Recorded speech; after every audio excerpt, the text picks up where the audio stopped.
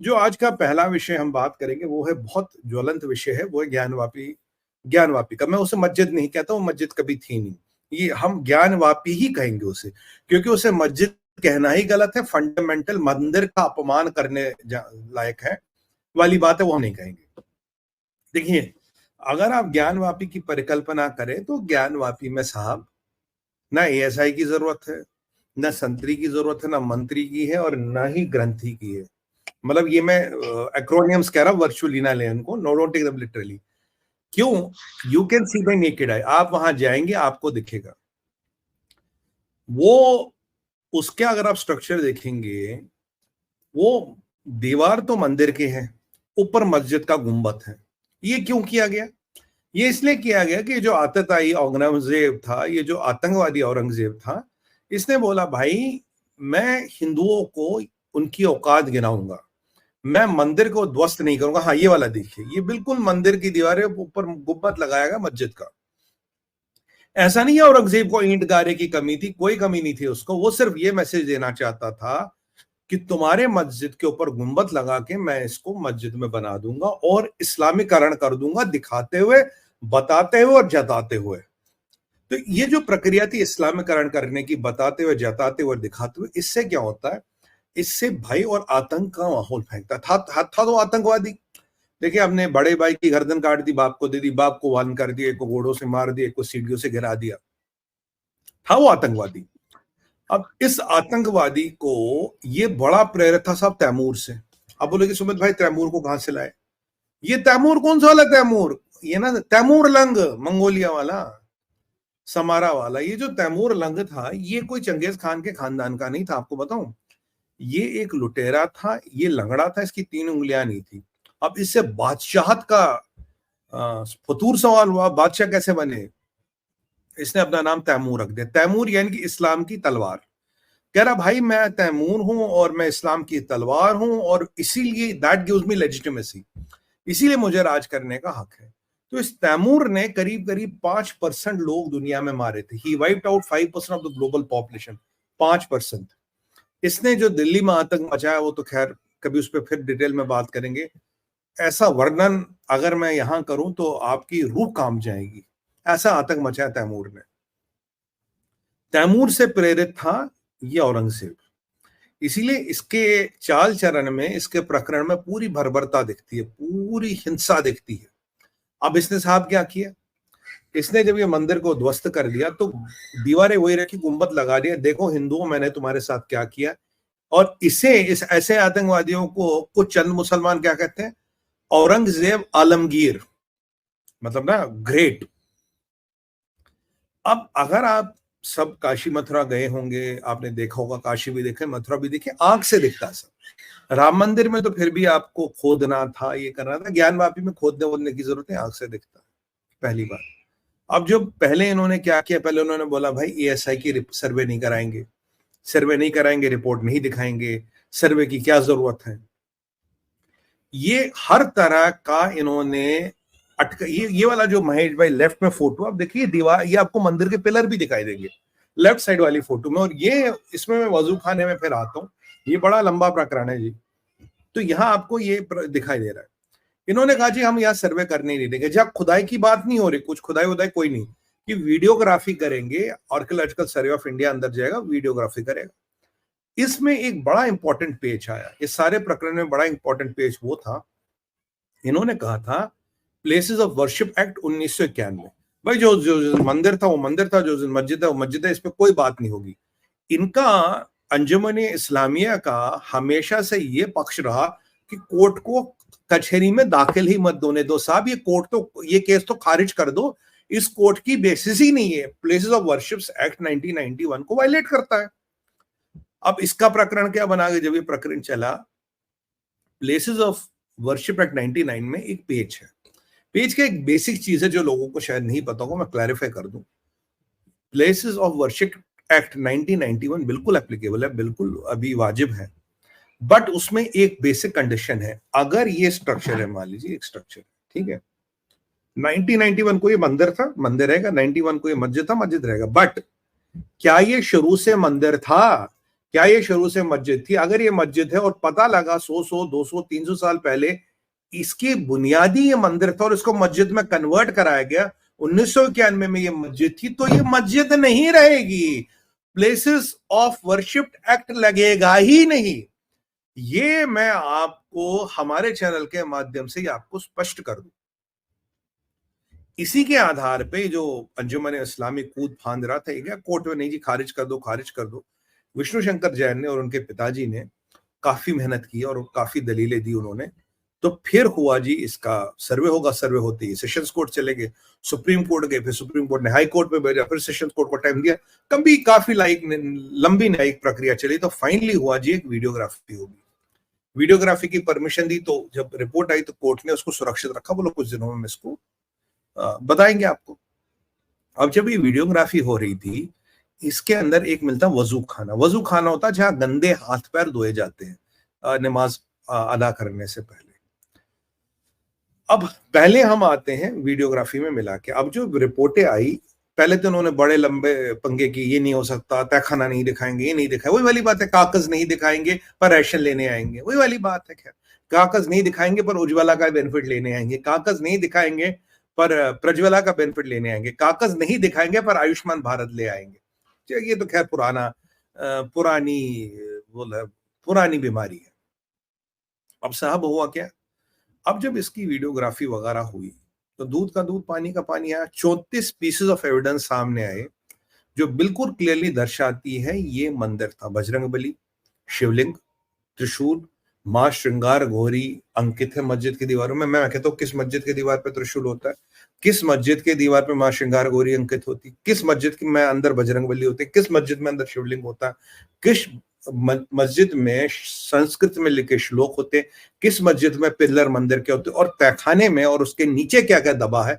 याद रखिएगा, राम मंदिर का जब एक्सकवेशन हुआ तो वहां कई सारे पिलर मिले जो दबे हुए, क्योंकि उनको तोड़ के मलबे को वहीं दबाया जाता था। और जब ये सारी चीजें मिली तो 34 ऐसे अवशेष वीडियोग्राफी से मिले। अभी खुदाई नहीं हुई, खुदाई अभी होनी बाकी है। तो करण अर्जुन आएंगे, और जरूर आएंगे। जब करण अर्जुन आएंगे फिर पता नहीं क्या क्या निकलेगा। अब जब अंदर जाया गया तो वजू खाने को देख के ना, जैसे कहते हैं ना, सांप लौट गया और छाती पे, मतलब सिट्टी पिट्टी गुम हो गई। भाई क्या हुआ, क्या हुआ, क्या हुआ। तो हमारे न्याय पक्ष ने कहा भाई हमें इस वजू खाने का भी सर्वे करना है। नहीं नहीं नहीं नहीं नहीं नहीं, नहीं, नहीं वो वजू खाने का सर्वे नहीं होगा। भाई काहे को नहीं होगा? अरे नहीं साहब, इसमें ये है, वो ये तो वजू खाना, इसमें कुछ भी नहीं है। नहीं भाई। तो हमारे वकीलों को लगा यार कुछ तो गड़बड़ है, ये मतलब ऐसे क्या दुखती रंग छेड़ दी कि पूरे अंजुमनिया इस्लामिया के लोग बाहर आ गए, कह रहे नहीं नहीं नहीं, इस पे सर्वे नहीं होगा। महेश भाई, विडंबना ये है, जब सर्वे किया गया तो बोले कि अब कैसे सर्वे करें, इसमें तो पानी भरा है। बोला पानी कम कर दो। कह रहा नहीं नहीं, पानी कम नहीं हो सकता। पानी क्यों नहीं कम, पानी कम करेंगे, पानी क्यों नहीं कम हो सकता? साहब पानी कम करेंगे तो मछलियां मर जाएंगी। अरे यार, कौन मछलियों की जान की परवाह करता जो दिन में पता नहीं कितना किलो तो मीट खा जाते हैं। चलो नहीं, कोई बात नहीं। तो इस पे ऑब्जेक्शन लगा जी, मछलियां मर जाएंगी। फिर क्या हुआ, यूपी गवर्नमेंट ने वहां ऑक्सीजन लगवाई, पानी कम किया, 3 फुट से 1 फुट किया, और ऑक्सीजन की पाइपें डलवाई। कोई बात नहीं, मछलियां जिंदा रहेंगी, टेंशन न ले, कोई मछली नहीं मरेगी। मतलब ऐसे लोग जो दिन में पता नहीं कितने किलो मीट खाते हैं, वो मछलियों पे बड़े चिंतित हो रहे थे, मन बड़ा व्याकुल हो रहा था। हाय, अब महेश भाई जैसे पानी कम किया तो क्या देखा, आंखें विस्मित हो गई, दिल रो पड़ा, दिमाग के परखच्चे उड़ गए। देखा एक गोल आकार के सिलेंडर शेप की जगह है। अब उसमें भी जब पानी कम हुआ, अंदर पाया गया शिवलिंग, जो आप इससे पहले चित्र दिखा रहे थे, अगर वो दिखा शिवलिंग। इन्होंने क्या कहा, ये फंवारा है। ये वाले जो राइट साइड में आप चित्र देख रहे हैं, ये शिवलिंग था। इसके आसपास दीवार बनाई गई थी और ऊपर पानी भरा था। इन्होंने क्या जवाब दिया जी, बोला ये तो फंवारा है, तो शिवलिंग है नहीं। मतलब आप परिकल्पना कीजिए महेश भाई, देवादिदेव महादेव, काल के भी काल, महाकाल के शिवलिंग के को तालाब में रखा गया और उस तालाब में वजू किया गया। वजू यानी कि गंदे हाथ पैर धोए गए। और ये दशकों से, सदियों से ये प्रकरण चल रहा था। ये वही तैमूर लंग वाली मेंटालिटी थी, ये औरंगजेबी मानसिकता थी कि दीवार वही रखो, गुंबद बदलो, ये वही मानसिकता है। आप सोचिए इस समाज और इस सभ्यता में कितना तमस भर गया है, कितना पाप भर गया। और आप जानते हैं पाप फट के निकलता है, नेगेटिव एनर्जी फट के निकलती है। अब एनर्जी का जितना भी संचारण विश्व में होता, उससे बनाने वाला, ध्वस्त करने वाला, वैसे आपको बताऊं, जो जितनी भी शक्ति होती है, मतलब एनर्जी होती है, एनर्जी ध्वनि शक्ति, इसका संचारण महादेव और आदिशक्ति मिलके करते हैं। और शक्ति को केवल एक ही डिस्ट्रॉय कर सकता है, वो शिव। तो ऐसी नेगेटिव ऊर्जा और ऐसी नेगेटिव शक्ति बनी, और ये बाय पर्पस महादेव के शिवलिंग का अपमान करते रहे, गंदे हाथ पर धोते रहे। इन्हें पता था वहां क्या है। अगर पता नहीं होता तो अंजुमन इस्लामिया वाले बौखला क्यों गए? अगर पता नहीं था तो मछलियों वाली बात कहां से आ गई? अगर पता नहीं था तो इसको फाउंटेन क्यों बताया? अगर पता नहीं था तो हिंदू भाइयों को बुलाते, देखो भाई यहाँ कुछ है, हमें नहीं पता ये क्या, आप देखो ये क्या। तो इसको छुपाने का प्रकरण क्या रहा? अब देखिए, दिल विचलित हो रहा है, भावनाओं पे संयम नहीं रह रहा है, और कहीं ना कहीं इस चीज की परिकल्पना हृदय को विस्मित कर देती है कि कैसे कोई किसी आस्था के, किसी के भगवान को ऐसे अनादर कर सकता है। कैसे कोई जानबूझ के ये चीज छुपा सकता है? कैसे कोई भगवान, आपकी आस्था नहीं है महादेव में, नहीं, आप इस्लाम को मानते हैं, मानिए, पर ऐसा मेरे भगवान का अनादर, ऐसा मेरे भगवान का अपमान आपको किसने हक दिया है? आपको, और ये भूल गए तुम सारे कन्वर्टेड हिंदू हो, तुम मुसलमान कोई ना, अरब से कोई नहीं है, और तैमूर तो किसी को साथ नहीं लाया था, ना बाबर किसी को साथ लाया। तो ये जो प्रकरण है, ये बहुत दिल को विचलित करने वाला।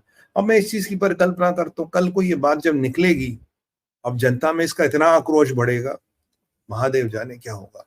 मैं तो यही निवेदन करूंगा, सबसे संयम रखे, क्योंकि हर कोई ऐसा नहीं होता, कुछ गिनती के लोग होते हैं जो ऐसी प्रवृत्ति और प्रकृति रखते हैं। एनीवे, तो ये हुआ सर। अब इसमें एक बड़ी इंपॉर्टेंट चीज आई, अगर आपको पुरानी फोटो वापस दिखा दे तो मैं दर्शकों को बता दूं।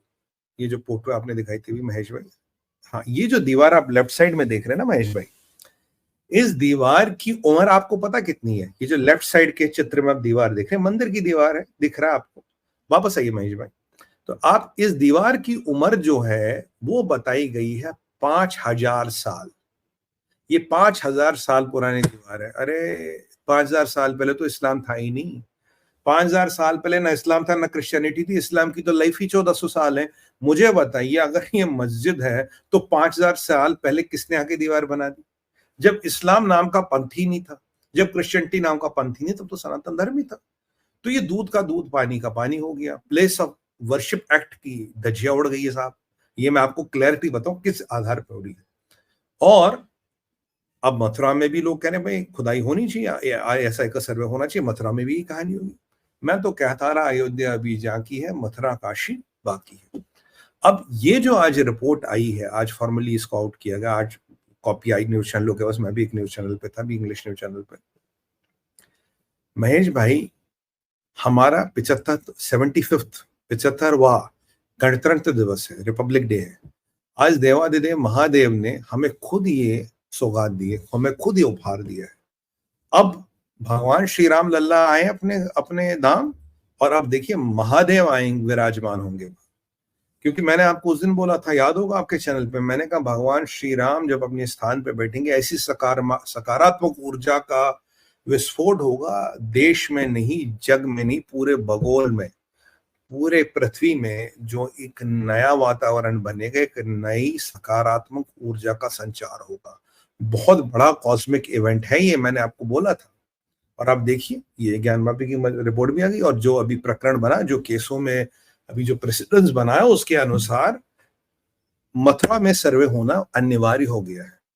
और मथुरा की बात नहीं, तिल्ले वाले मस्जिद की बात करें, वहां भी यही चक्कर है।